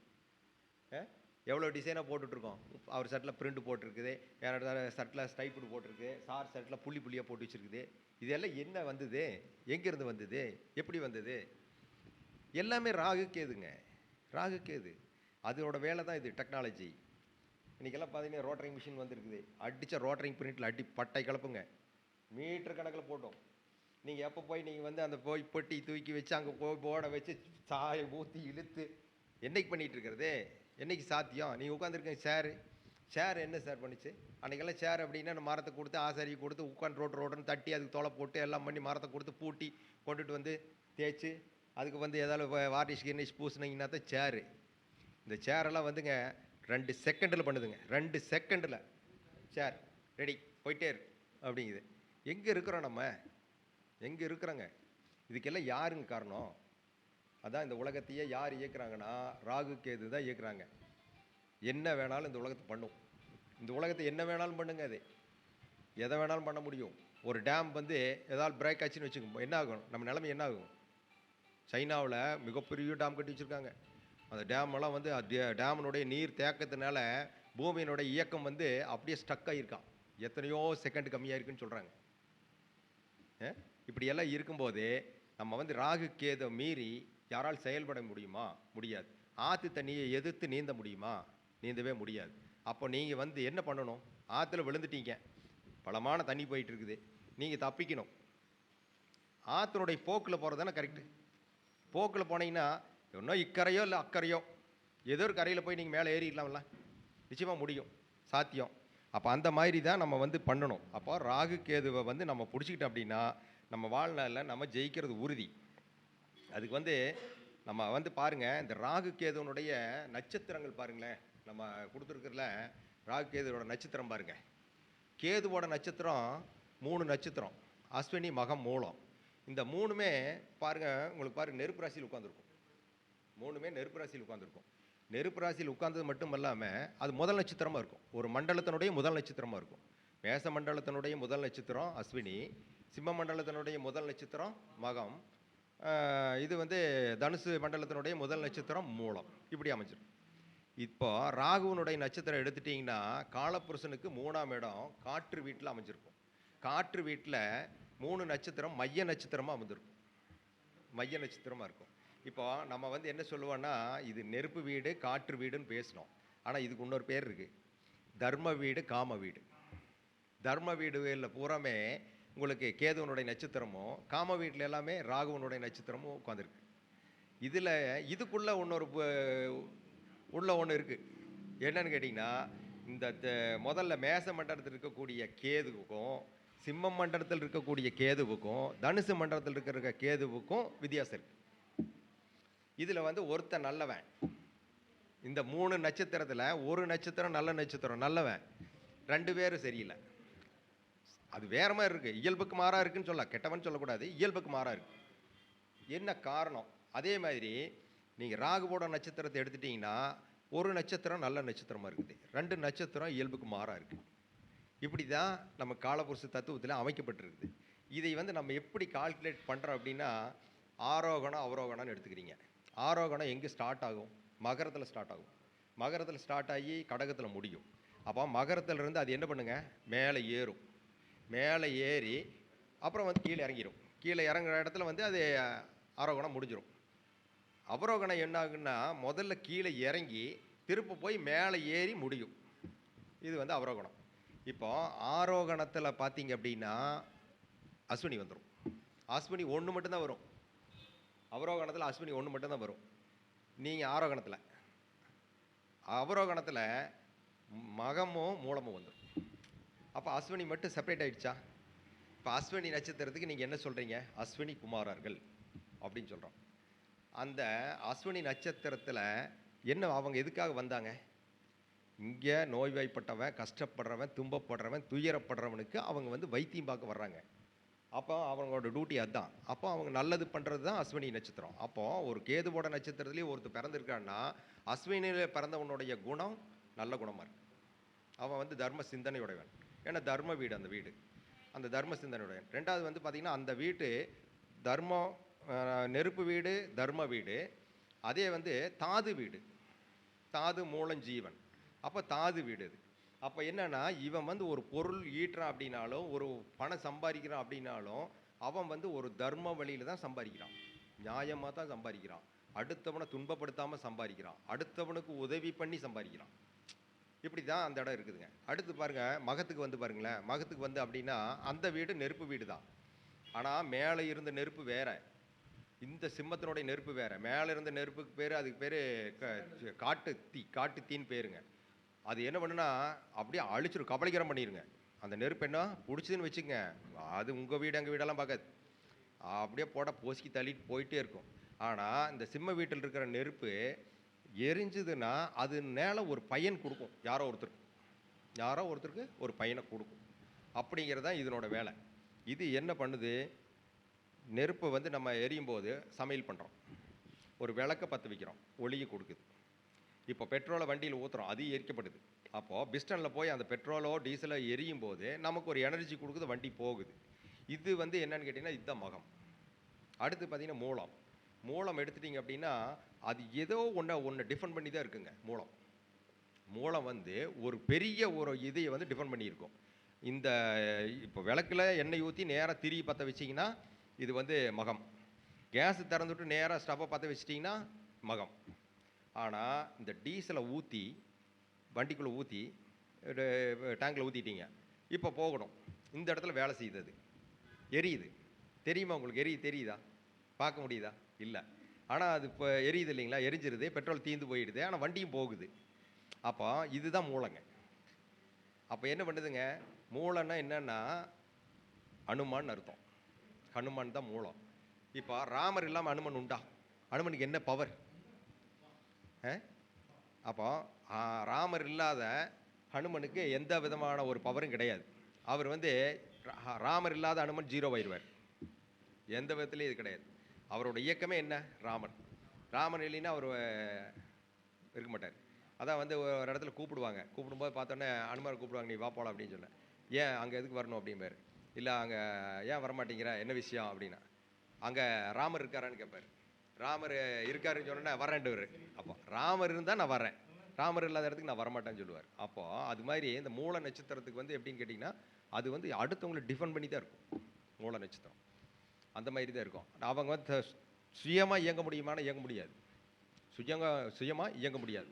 நீ போய் காசியில் போயிட்டு நீ போய் லிங்கத்தை தூக்கிட்டு வான்னு சொன்னால் போய் தூக்கிட்டு வந்துடுவார். ஆனால் காசியில் லிங்கம் இருக்குது, போய் எடுத்துகிட்டு வரணும் புத்தி அவர் கிடையாது. புரியுதுங்களா? ஆனால் மூலத்தை பற்றி கூட இப்போ பேசும்போது பேசினாங்க. அந்த மூலம் என்ன பண்ணுன்னா, இந்த மூலம் ஆண் மூலம், அரசாளும், பெண் மூலம், நிர்மூலம், அந்த எல்லாம் சொல்லி விட்ருக்காங்க. இதெல்லாம் குப்பை, அதெல்லாம் தூக்கி போடுங்க, அதெல்லாம் தேவையில்லை நமக்கு. அது என்னன்னு கேட்டிங்கன்னா, மூல நட்சத்திரத்தில் ஒரு பெண் இருந்து வந்தா அப்படின்னா அவள் வந்து மிகப்பெரிய அட்மினிஸ்ட்ரேட்டருங்க, மிகப்பெரிய அட்மினிஸ்ட்ரேட்டர், நிர்வாகி. அப்போ அவருக்கு என்னன்னு கேட்டிங்கன்னா, தான் வந்து அந்த குடும்பத்தை தான் வந்து இயக்கணும், அந்த குடும்பத்தை தான் பாதுகாக்கணும், அந்த குடும்பத்தை நான் நிர்வகிக்கணும்னு நினைக்குது.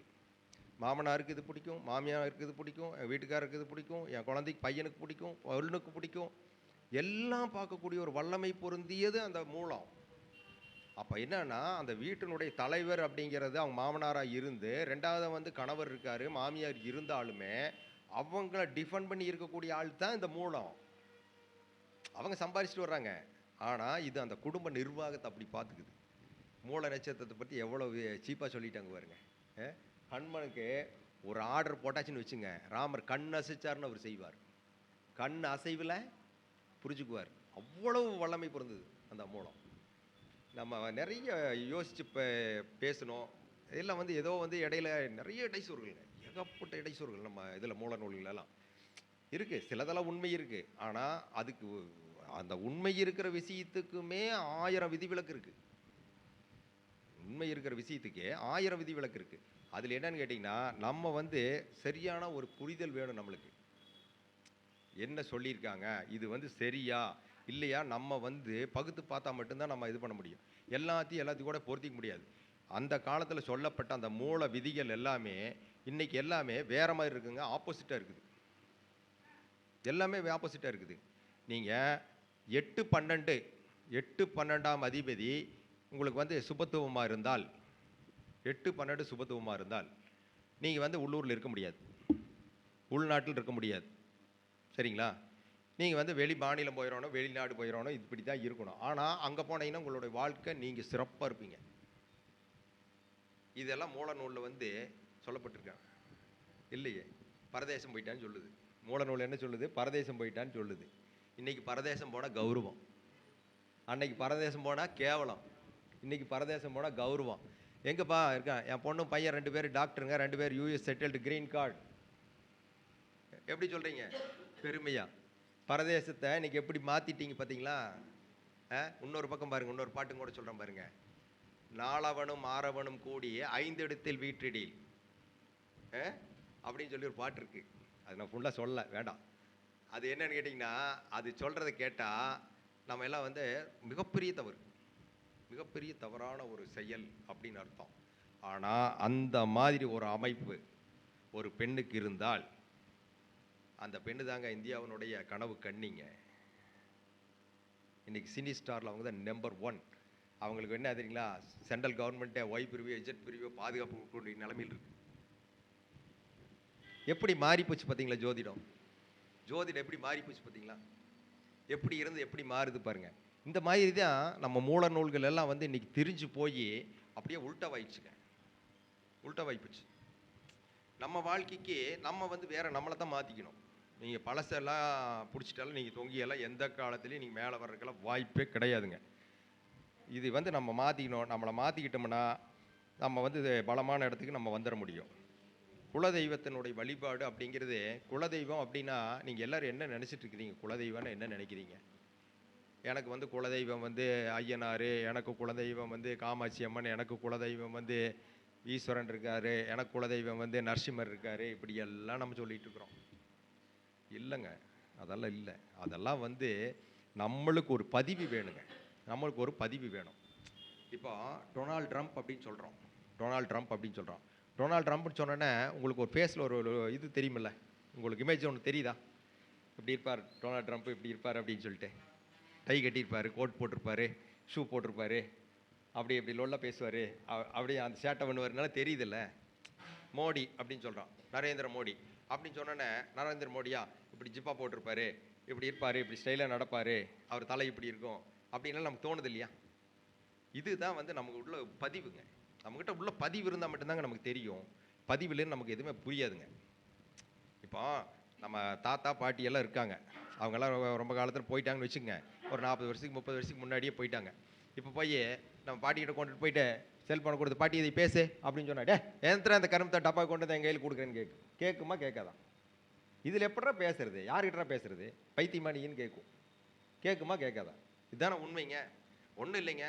நான் வந்து 1980, 82, 83, 84 காலேஜ் படிச்சுட்டு இருக்கிற காலத்தில் நாங்கள் என்ன பண்ணுவோம், அந்த ரேடியோ இருக்கும், கை ரேடியோவை விட சின்னது, பாக்கெட் ரேடியோன்னு சொல்லி, அந்த ரேடியோவை வச்சு நாங்கள்லாம் கமாண்ட் வச்சு டெஸ்க் அடியில் வச்சுக்குவோம். டெஸ்க் அடியில் வச்சுட்டு என்ன பண்ணுவோங்கன்னா, அங்கே வாத்தியாருக்கு தெரியாமல் அழுங்காமல் வச்சுட்டு கீழே குமிஞ்சு இப்படி கமாண்ட் கேட்போம். கபில் தேவ் வந்து கேப்டனாக இருப்பார். அப்போ தான் வேர்ல்டு கப் ஜெயிச்சது.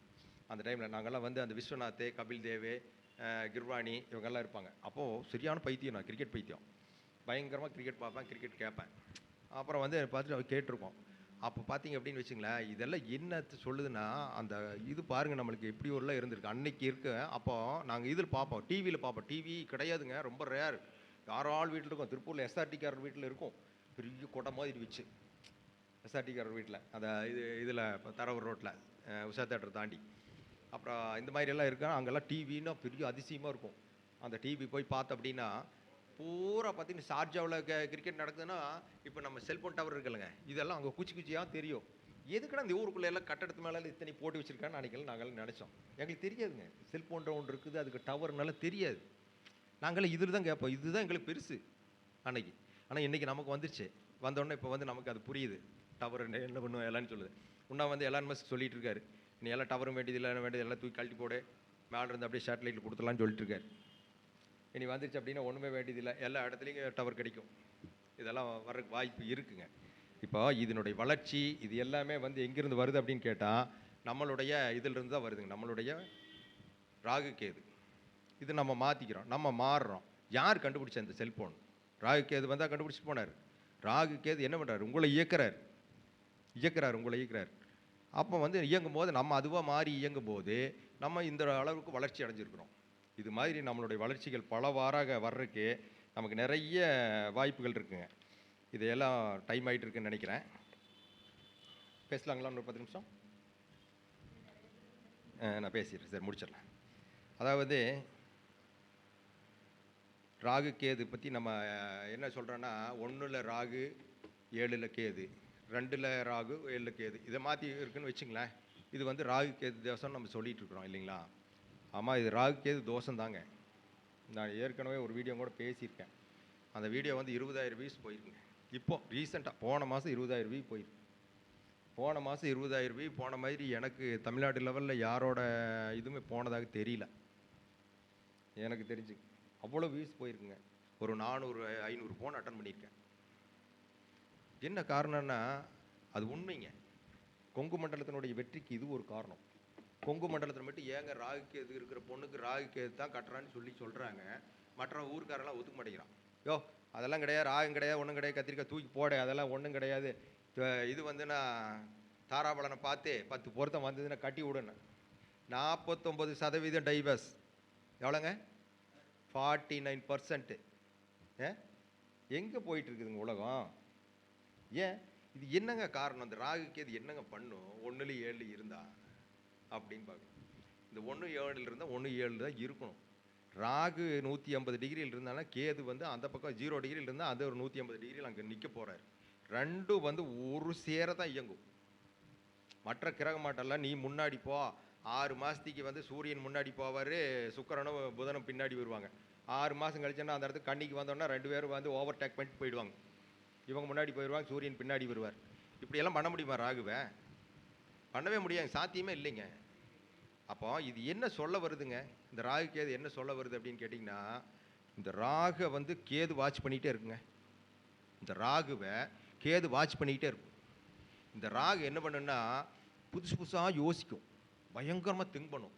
திங்க் பண்ணி புதுசு புதுசா டெக்னாலஜி கண்டுபிடிக்கும்.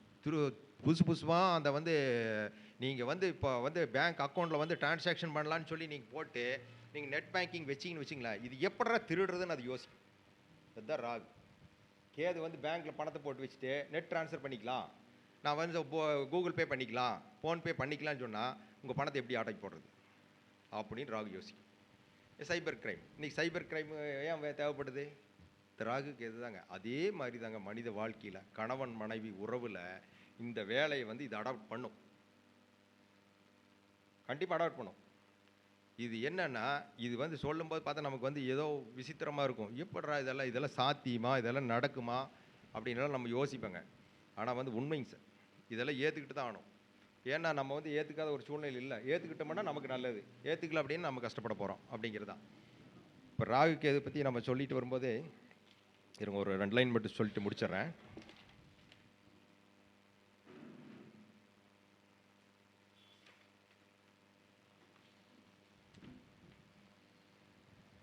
இந்த ராகு கேது வந்து அபாரமான வளர்ச்சியை கொடுத்துருக்குன்னு நம்ம சொன்னோம்.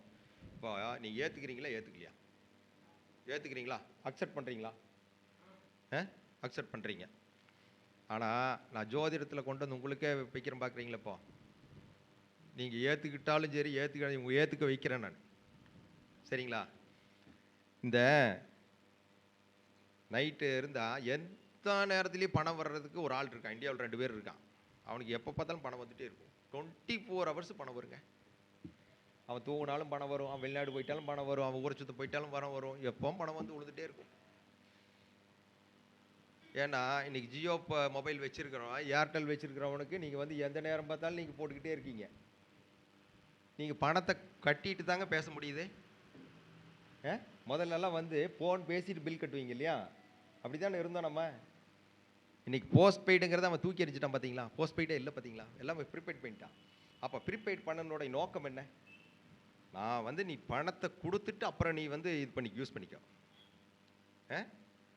மோடிஜி இருக்காரு, முர்மு ஜனாதிபதி முர்மு இருக்காங்க, நம்ம இவர் வந்து நம்ம சிஎம் இருக்காரு, ஸ்டாலின் ஐயா இருக்காரு.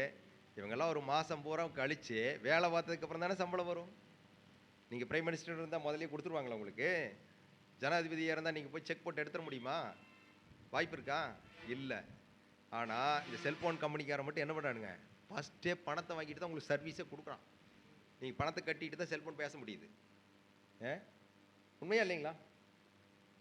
இந்த நிலைமை வந்து யாருக்கு வந்துட்டு தெரியுங்களா? இந்த யோகா யாருக்கு இருக்கு தெரியுங்களா? இந்தியாவில் ஒரே ஒருத்தருக்கு தான் இருக்கு. யாருக்கு இருக்குங்க? ஜோதிடனுக்கு தாங்க இருக்கு. நைட்டு தூங்கி எந்திரிச்சு காலையில் பார்த்தா 10,000 ரூபா இருக்குங்க அக்கௌண்ட்டில். 10,000 ரூபா பணமும் போட்டிருக்காங்க. பூரா date of birth, time of birth வந்துருக்கு. இன்னைக்கு நம்ம பணம் வாங்கிட்டு தாங்க ஜோதிடம் பார்க்குறோம். அப்படி தான் இருக்கும். நான்லாம் அப்படி தான் பார்க்குறேன். இன்னைக்கு வந்துருக்குங்க. இன்னைக்கு காலையில் வந்திருக்கு. அப்போ நம்ம எங்க இருக்கோம் பார்த்தீங்களா? உங்களை ராகுக்கு எது ஆதிக்கம் பண்ணுதா பண்ணலையா? நீங்க ஏத்துக்கிறீங்களா ஏத்துக்கலையா? இல்ல உண்மை சொல்லுங்க. நீங்க உங்களுக்கு தெரியாத யாருன்னே தெரியலீங்க. யாருன்னே தெரியாத அவங்க போட்டவங்க எல்லாம் எனக்கு. அதுக்கப்புறம் அவங்க நம்பர் எடுத்து நம்ம இது பண்ணி நீங்க எங்கிருந்து பேசுறீங்க, எங்கிருந்து பணம் போட்டிருக்கீங்க, என்ன அப்படின்னு கேட்டா சொல்றாங்க. சென்னையிலிருந்து போட்டிருக்கேன், பெங்களூர்லேருந்து போட்டிருக்கேன், நான் வந்து மார்த்தாண்டத்திலிருந்து போட்டிருக்கேன்னு சொல்றாங்க. அப்போ இது பார்த்தீங்கன்னா எந்த வளர்ச்சி? இது யார் பண்ணுறாங்க? ராகு கேது. முதல்லலாம் நம்ம போனால் மீட்டிங் பேசணுன்னா அங்கே போகணும், ஒரு மைக் செட் கட்டணும், எல்லாம் பண்ணணும், அங்கே உட்காந்து எல்லாம் பேசணும், எல்லாம் முடிச்சாச்சுன்னா வர வேண்டியது, நோட்டு வச்சு எழுதிக்க வேண்டியதான், இல்லையும் மறந்துட்டிங்கன்னா போக வேண்டியதுதான். இன்றைக்கி அழகாக பதிவு பண்ணி தம்பி கொண்டுட்டு போய் அங்கேருந்து போட்டு அழகாக போட்டு அப்படியே சூப்பராக போட்டு விட்ருவார். உலகம் பூரா போகுது. யார் இயக்குறா நம்மளை? ராகு கேது தான் இயக்குறாங்க. இதனோட தலைப்பை வச்சு தான் நான் வந்து உங்களுக்கு இதை போட்டேங்க. அதை வந்து இது ஒரு ரூல்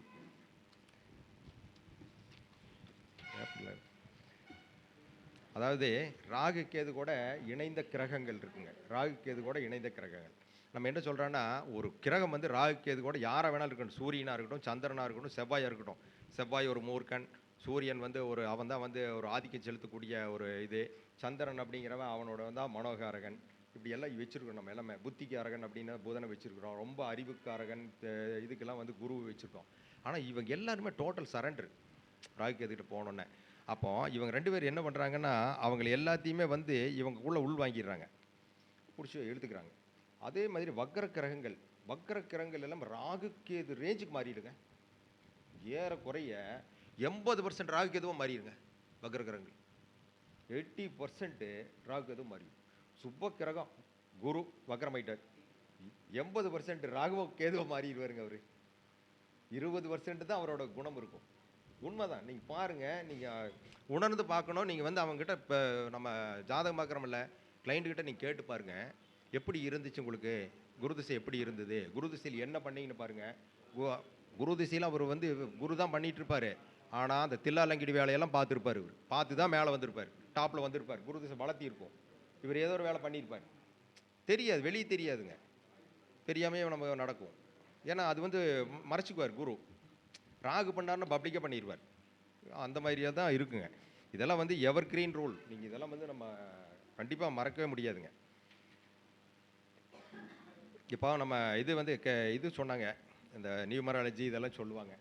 ஒயிட் கலர் கர்ச்சீப் வச்சுக்கங்க, அப்படி தான் வந்து நீங்கள் ஜெயிக்க முடியும் அப்படின்னு சொல்லுவாங்க. இப்போ ஒயிட் கலர் அப்படின்னா, ஒயிட் கலருக்கு சொந்தக்காரர் யார்? சந்திரன் அண்டு சுக்கிரன்.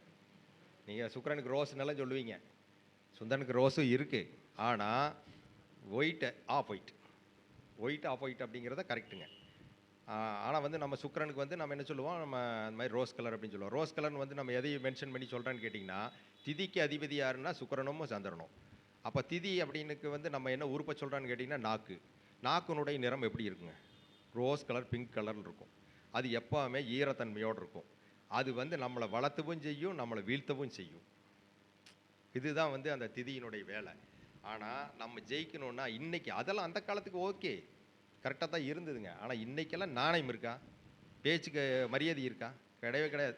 நான் உங்களுக்கு வந்து நான் ஆட்சிக்கு வந்தான்னு வச்சுங்களேன், உங்களுக்கு வந்து தேனாரும் பாலாரும் ஓடுன்னு ஓட்டை வாங்கி போட்டு அடுத்த நாள் வாய நீயா ஓட்டு போட்டு நான் ஜெயிச்சேன் அப்படின்னு கேட்குறாங்களா இல்லையா?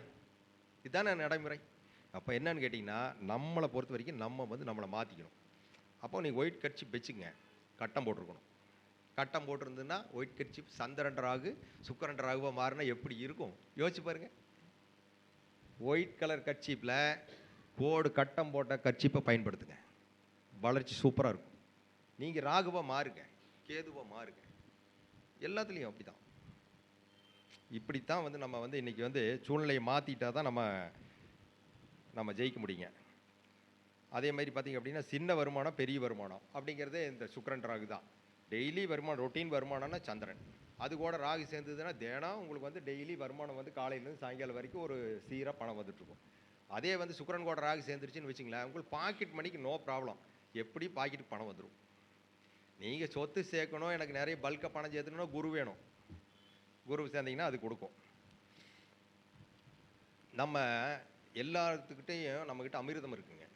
ஒவ்வொரு அதாவது விலங்குகளுக்கு இருக்க என்னன்னு எனக்கு தெரியல, ஆனால் ஆய்வில் வந்து மனிதர்களுக்கு இருக்குது. எல்லாம் அமிர்தம் கடைஞ்சாங்க தேவர்கள் எல்லாம் சொல்கிறாங்க. நம்மக்கிட்ட அமிர்தம் இருக்குது. எங்கே நமக்கு அமிர்தம் இருக்குது? அந்த அமிர்தம் நம்ம உபயோகப்படுத்திகிட்டு இருக்கிறோம்.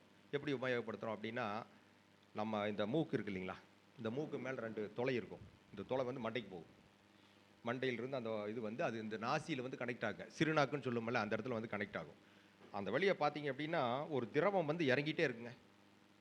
ஒரு திரவம் நம்மளுக்கு வந்து இறங்கிட்டே இருக்கும் இந்த தொண்டையில். அந்த திரவம் அதுதான் அமிர்தம். அந்த திரவத்தை வந்து நம்ம வெளியே துப்பவே கூடாது. அது லட்சுமிங்க, அதுதான் செல்வம். நீங்கள் அந்த திரவத்தை நம்ம வந்து வெளியே உமிழ்த்திட்டான்னு வச்சுங்களேன், உங்கள்கிட்ட செல்வம் நிற்காது, லட்சுமி நிற்காது. அதுதான் வெளிநாட்டுக்காரனுக்கு தெரிஞ்சிருக்கு. ஆனால் அவன் என்ன சொல்லியிருக்கான்னா, எச்ச துப்புனீங்கன்னா குற்றான்னு எழுதி வச்சுருக்கான் எல்லா பக்கம். நீங்கள் ஃபாரின்ல எங்கேயும் எச்ச துப்புனீங்க ஃபைன் போட்டுருவான். அவன் வந்து நோய் பரவிடும் அதுக்காக எழுதி வச்சுருக்கான்னு எல்லோரும் ஃபீல் பண்ணுறான். ஆக்சுவலி இதுக்குள்ளே வந்து பார்த்தீங்க அப்படின்னா ஜோதிடம் இருக்குது. அப்போ வந்து நம்ம வந்து அந்த இது துப்பக்கூடாதுங்க, அதுதான் நம்மளுடைய இதுங்க. அப்போ நம்ம தலைக்கெல்லாம் எண்ணெய் போட்டாங்க, எதுக்கு எண்ணெய் வச்சுக்கிட்டாங்க அப்படின்னா, நீங்கள் அந்த தலையில் வந்து அந்த தேங்காய் வைக்கும்போது அந்த அமிர்தமாகப்பட்டது நம்மளுக்கு அதிகமாக சுரக்கும். இதெல்லாம் பாருங்கள், சயின்ஸ் நம்ம ஜோதிடத்தில் இருக்குது. இந்த மாதிரி நம்ம வந்து ஒவ்வொரு செயலையும் நம்ம வந்து நல்லா நம்ம வழிப்படுத்திக்கிட்டு நம்ம நல்லபடியாக செஞ்சுட்டு இருந்தோம் அப்படின்னா நம்மளுடைய வாழ்க்கை சிறப்பாகும். நம்ம கால ஓட்டத்துக்கு தகுந்த மாதிரி நம்மளை மாற்றிக்கணும். நம்மளை பொறுத்த வரைக்கும் ராகுக்கு எதுவாக மாறுவோம், நம்ம வெற்றி பெறுவோம். அதே போல் இந்த 1ல் ராகு, 7ல் கேது, 2ல் கேது, 7ல் ராகு இப்படி இருக்கும்போது அது என்ன விளைவு ஏற்படுது, இதுக்கு என்ன நம்ம வந்து தீர்வு அப்படிங்கிறது வந்து என்னன்னு பார்த்தீங்கன்னா, இதுக்கு வந்து என்ன பண்ணும் அப்படின்னா, இந்த ராகு வந்து அதாவது யோசனை பண்ணி அது வந்து திங்க் பண்ணி அதோட வேலையை வந்து அது வில்லத்தனமாக செஞ்சுக்கிட்டே இருக்கும். இந்த கேது என்ன பண்ணுன்னா அதை வாட்ச் பண்ணிக்கிட்டே இருக்கும். அப்போ இதுக்கு வந்து என்ன தீர்வுன்னா, இப்போ ஒரு கணவன் வந்து ராகு இருக்குது அப்படின்னா மனைவிக்கு கேது அந்த இடத்துல இருக்குது, ஆப்போசிட்டில் இருக்குது அப்படின்னா இது வந்து அப்டேஷன் கேட்டுக்கிட்டே இருக்கும். ஏங்க போயிட்டீங்களா, பஸ் ஏறிட்டீங்களா, சாப்பிட்டீங்களா, இறங்கிட்டீங்களா, இப்படியே கேட்டுக்கிட்டு இருக்கோம். ஃபோன் பண்ணோன்னே என்ன பண்ணுறீங்க, சாப்பிட்டீங்களா அப்படின்னு கேட்கும். நான் சாப்பிட்டேன் அப்படின்னு. என்ன சாப்பிட்டீங்கன்னு கேட்கும். நான் 2 இட்லி, ஒரு ரோஸ்ட்டு, ஒரு பூரி சாப்பிட்டேன் அப்படின்னு சொல்லும். சொன்னேன் அப்படிங்களா, சரி சரி சாப்பிட்டீங்களா, சரி எப்படி சாப்பிட்டேன் சரி அப்படின்னு சொல்லிட்டு ஃபோனை வச்சிரும். வச்சுட்டு ஒரு 10 நிமிஷத்துக்குள்ளே திருப்பி ஃபோன் வரும். ஃபோன் வந்தோடனே ஏங்க என்ன சாப்பிட்டீங்க, எந்த ஹோட்டலில் சாப்பிட்டீங்க, எத்தனை ரூபாய்க்கு சாப்பிட்டீங்க அப்படின்னு கேட்கும். இல்லைப்பா அது நல்லா இருந்தது, நல்ல ஹோட்டலில் சாப்பிட்டேன், 240 ரூபாய்க்கு சாப்பிட்டேன் அப்படின்னு சொல்லும். இல்லை நீங்கள் காசு போனால் பரவாயில்லைங்க, நல்லா சாப்பிட்டு உடம்பு கெடுத்துக்காதீங்க அப்படின்னு சொல்லும். அக்கறையோடு சொல்லும். ஆனால் இதுக்கு வந்து சொல்லிக்கிட்டே இருக்கணும். ரன்னிங் கமாண்டர் மாதிரி இந்த கேதுக்கு இந்த ராகு இன்ஃபர்மேஷன் கொடுத்துக்கிட்டே இருந்தது அப்படின்னா அவங்களுக்குள்ள எந்த பிரச்சனையும் வராது. இதை வந்து ஃபாலோ பண்ணாங்கன்னா இதுதான் பரிகாரம்.